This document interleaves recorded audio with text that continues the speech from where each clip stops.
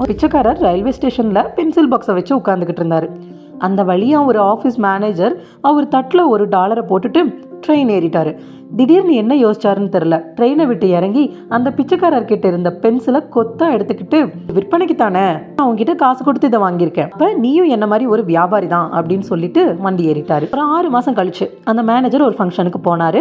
அங்கே அந்த பிச்சைக்காரரும் இருந்தார். அந்த பெக்கர் அந்த மேனேஜரை அடையாளம் கண்டுபிடிச்சு, எனக்கு உங்களை தெரியும், உங்களுக்கு என்ன ஞாபகம் இருக்கா அப்படின்னு கேட்டார். அந்த ஸ்டோரியை ரிமைண்ட் பண்ணினதும், ஆமாம் எனக்கு தெரியுது, ஆமாம் நீங்கள் என்ன பண்ணிட்டு இருக்கீங்க அப்படின்னு கேட்டார்.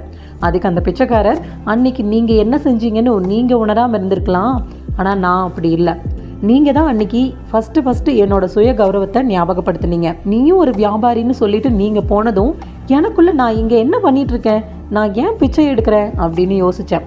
உடனே மூட்டையை கட்டிட்டு உருப்படியாக ஒரு வேலை செய்யணும்னு டிசைட் பண்ணேன். வேலை செய்ய ஸ்டார்ட் பண்ணேன்.